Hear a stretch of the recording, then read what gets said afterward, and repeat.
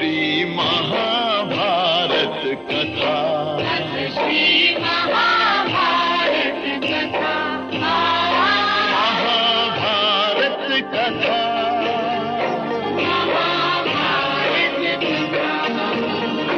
कथा है पुरुषार्थ की, ये स्वार्थ की, परमार्थ की सारथी जिसके बने श्री कृष्ण भारत पाथ की।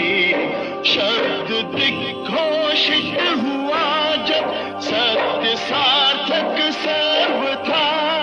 शब्द दिग्घोषित हुआ।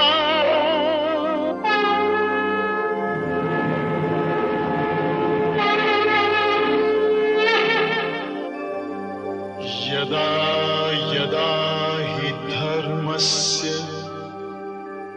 ग्लानिर्भवति भारत, अभ्युत्थानम् अधर्मस्य तदात्मानं सृजाम्यहम्। परित्राणाय साधूनां विनाशाय च दुष्कृतां, धर्म संस्थापनार्थाय संभवामि युगे युगे।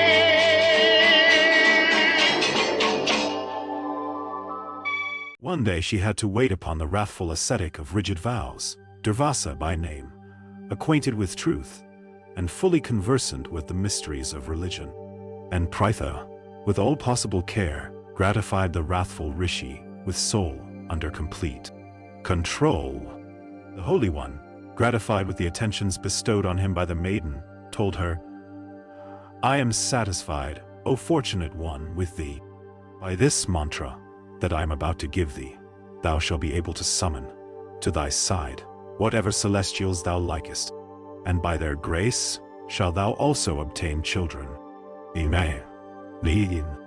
And the girl, a little while after, seized with curiosity, summoned, during the period of her maidenhood, the god Surya.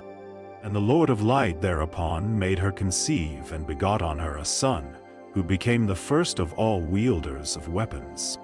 And Kunti cast the handsome child into the water.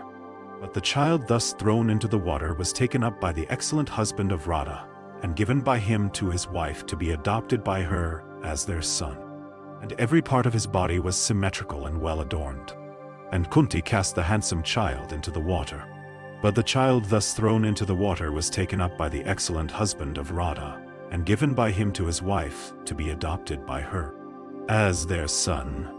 And as he grew up, he became very strong and excelled in all weapons. The first of all successful persons, he soon mastered the sciences. And when the intelligent one, having truth for his strength, recited the Vedas, there was nothing he would not then give to the Brahmanas. At that time Indra, the originator of all things, moved by the desire of benefiting his own son Arjuna, assumed the guise of a Brahmana, came to him, and begged of the hero his earrings and natural armor. And the hero, taking off his earrings and armor, gave them unto the Brahmana. And Sakra, accepting the gift, presented to the giver a dart, surprised at his open-handedness, and addressed him in these words, "O invincible one amongst the celestials, Asuras, men, Gandharvas, Nagas, and Rakshasas, he at whom thou hurlest this weapon, that one shall certainly be slain. Nay, oh no, Asho." And, O best of kings, the hero began to grow up in the Sutta caste. And, O king, know thou that Kama, the first of all exalted men, the foremost of all wielders of weapons, the slayer of foes, and the best portion of the maker of day, was the friend and counselor of Duryodhana. And he, called Vasudeva, endued with great valor, was among men a portion of him called Narayana, the god of gods, eternal. And 16,000 portions of those goddesses became, O king, in this world of men, the wives of Vasudeva. And a portion of Shri herself became incarnate on earth, for the gratification of Narayana, in the line of Bhishmaka. And the faultless Draupadi, slender-waisted like the wasp, was born of a portion of Sachi, the queen of the celestials, in the line of Drupada. And she was neither low nor tall in stature, and she was of the fragrance of the blue lotus, of eyes large as lotus petals, of thighs fair and round, of dense masses of black curly hair. And the two goddesses Siddhi and Driti became the mothers of those five, and were called Kunti and Madri.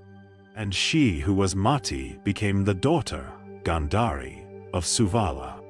Janamejaya said, O Brahmana, I have indeed heard from thee this account of the incarnation, according to their portions, of the gods, the Danavas, the Rakshasas, and also of the Gandharvas and the Apsaras.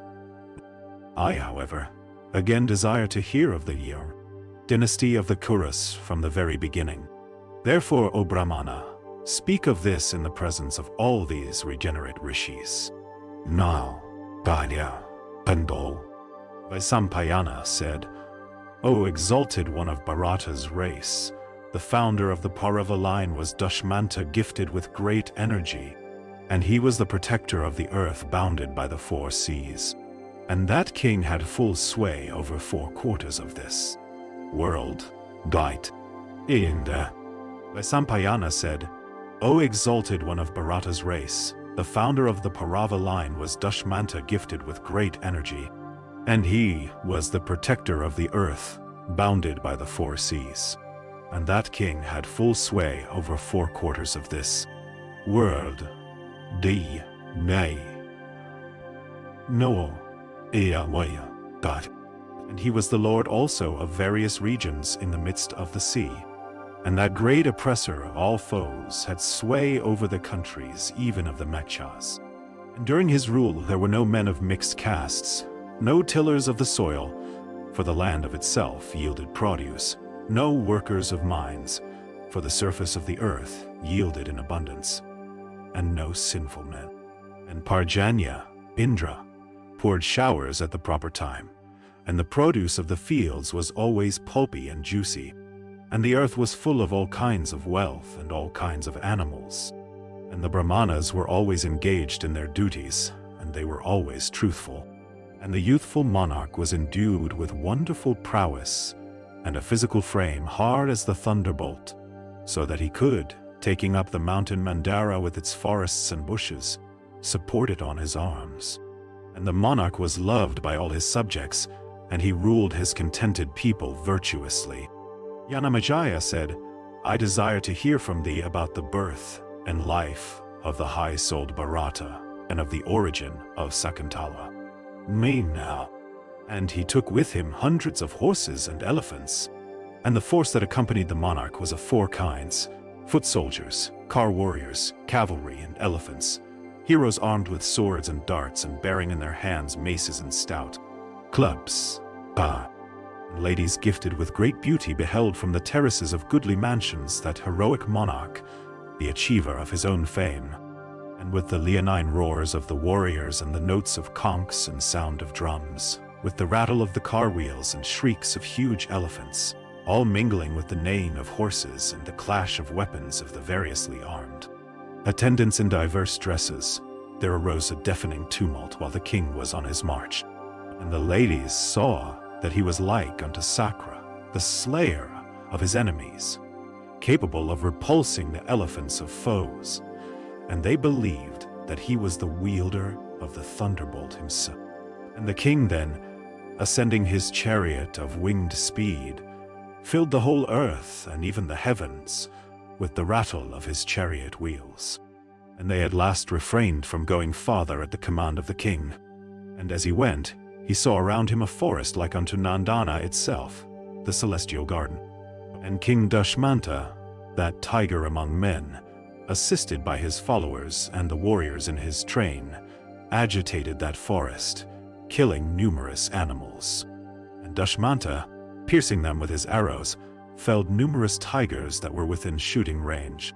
And well conversant with the art of whirling the mace, the king of immeasurable prowess fearlessly wandered over the forest.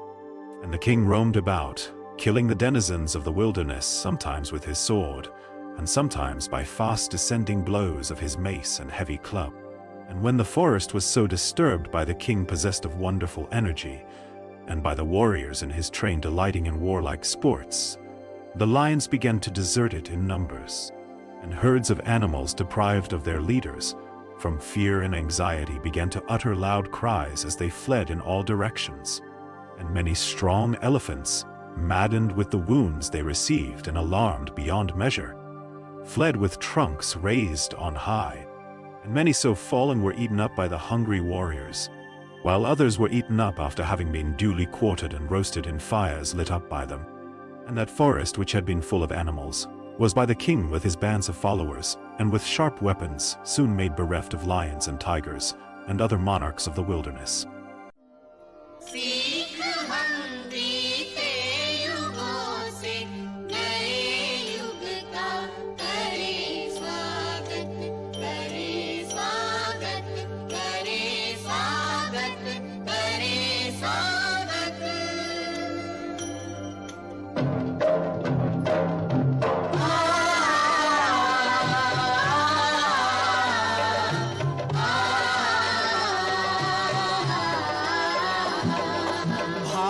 Bharat की है